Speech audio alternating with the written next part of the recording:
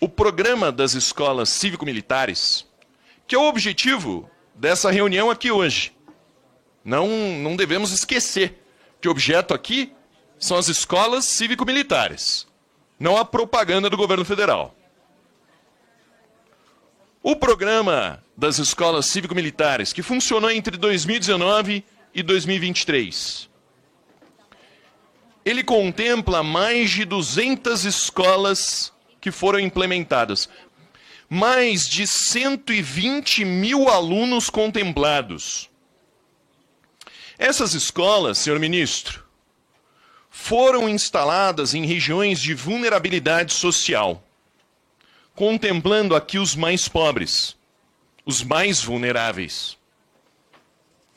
E nesses 100 dias de governo, o que me impressiona muito, o senhor fez uma bela explanação aqui sobre os 100 dias de governo, falando múltiplas vezes sobre participação social, sobre ouvir professores, ouvir pais, ouvir usuários do sistema. Mas em nenhum momento aqui o senhor falou da decisão crucial desse governo de extinguir a diretoria de escolas cívico-militares. Senhor ministro, eu sou oriundo do Colégio Militar de Curitiba. Recebi a melhor educação desse Brasil gratuitamente. Tive a minha segurança garantida por professores armados, por guardas armados, que sempre garantiram a segurança dos alunos. Esse programa das escolas cívico-militares foi extinto sem diálogo, sem ouvir os pais, os maiores interessados na segurança dos alunos, em que os alunos recebessem educação de qualidade. Foi extinto sem ouvir os professores, que eu tenho certeza absoluta que podem trazer para o senhor um depoimento uníssono sobre o que significa ser professor numa escola cívico-militar. Então eu lhe questiono, ministro, as escolas cívico-militares não são prioridade desse governo? A segurança dos nossos alunos não é prioridade desse governo? E não é prioridade por quê? Não é prioridade por uma questão ideológica, baixa, suja e criminosa? Uma ideologia esquerdista? Uma ideologia que busca destruir as escolas cívico-militares para que nas escolas seja implementada ideologia de gênero? A população brasileira que foi privada da expansão do programa das escolas cívico-militares por uma decisão ideológica que destrói o conhecimento e a competitividade do futuro do Brasil. Eu queria saber então do senhor se é uma questão técnica que levou à extinção das escolas cívico-militares. É uma questão técnica porque em algum momento os alunos de escolas cívico-militares não lideram os índices de desempenho?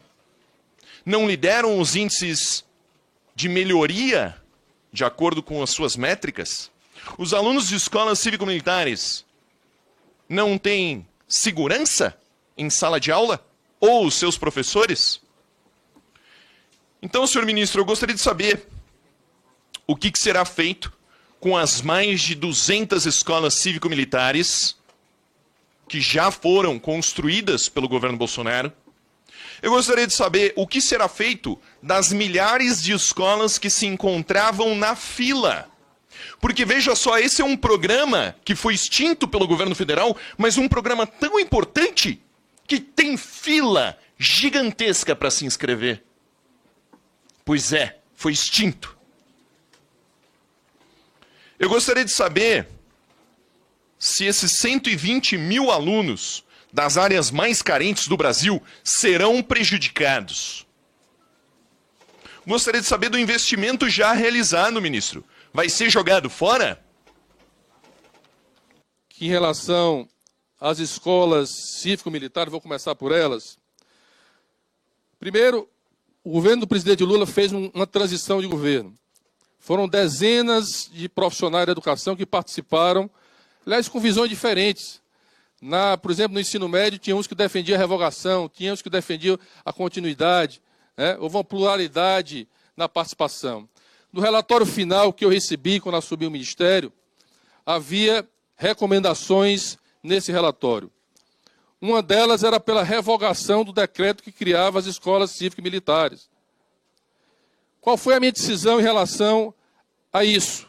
Assumi o Ministério, pedi para que minha equipe avaliasse, porque eu acho que toda decisão precisa ter a responsabilidade do ato, e eu não entro nas questões ideológicas. Eu faço parte de um país que é democrata, agora um governo que foi eleito com uma visão de política, de ideias do que nós defendemos em relação à educação pública, gratuita e de qualidade para o povo brasileiro. Precisa ser entendido isso. Esse programa de educação escola civil militar foi criado por decreto, não foi por lei, não passou por esse Congresso. Foi uma decisão unilateral do Ministério da Educação à época. Quais os questionamentos que eu quero aqui fazer aos deputados que colocaram isso? Primeiro, que na Lei de Diretrizes e Bases, que é lei, que no Plano Nacional da Educação, que é lei, não há nenhuma menção ou estratégia de incluir as Forças Armadas na educação básica desse país. Não há menção a isso. Portanto, há um conflito normativo, que inclusive o meu jurídico, junto com a AGU, junto com a CGU, está discutindo. Porque nós estamos repassando recursos para as Forças Armadas. Recursos do Ministério da Educação estão indo para as Forças Armadas para pagar coordenadores, monitores das Forças Armadas em escolas brasileiras. Então, há um conflito normativo legal que precisa ser resolvido. Depois, deputado, o senhor colocou que é um programa exitoso, é um programa que tem uma fila. Eu discordo, porque nós temos 138 mil escolas nesse país. Apenas 200, a adesão a esse programa foi mínimo, meu caro deputado. Representa 0,28% das escolas. Pode rir, não tem problema, eu respeito. 0,28%.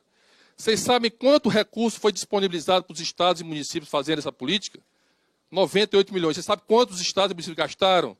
0,24%. 0,24% do dinheiro que está lá para os estados e municípios gastarem com essa política foi executado, meu caro deputado.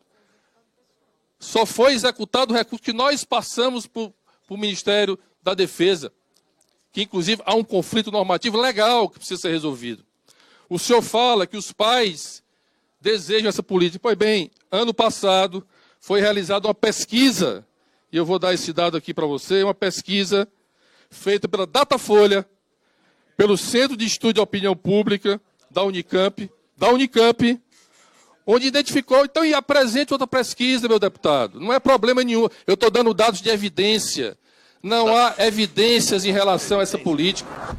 E eu quero dizer aqui, meus caros deputados, Tenente Coronel Zul, que eu agradeço aqui o livro, faço questão de visitar a experiência do Rio Grande do Sul, que foi uma experiência criada pelo Estado, porque os Estados têm autonomia. Os Estados têm autonomia de criar suas escolas, né, cívico-militares, se desejarem. Mas a pesquisa mostrou que 72% dos brasileiros confiam mais em professores do que em militares para trabalhar em uma escola. Isso é dado de pesquisa, são dados científicos, são evidências que eu estou colocando aqui.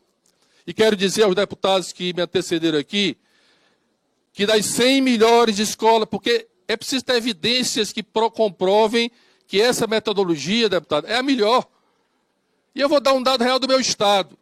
Aliás, um dado do Brasil, que das 100 melhores escolas públicas do Brasil, 87 são do meu estado, nenhum é militar. Nenhum é militar. A melhor escola pública do Brasil é no Ceará, lá em Cariré. E não é militar, meu caro. Então, é preciso ter evidências. A evidência que nós temos, a evidência que eu acabei de apresentar, é uma política que a gente alfabetiza as crianças na idade certa. É uma política que a gente possa construir escola de tempo integral. Então, é nessas evidências que nós estamos agora. O que é que vai acontecer com essas 200? Eu não revoguei. O programa continua. Só não será nem prioridade, nem estratégia do Ministério da Educação, nesse governo, de criar novas escolas através do MEC. E eu vou discutir com os governadores e prefeitos que já implementaram o que é que nós vamos fazer com essas 202 escolas, vamos avaliá-las e vamos discutir de forma democrática, de forma respeitosa, porque nós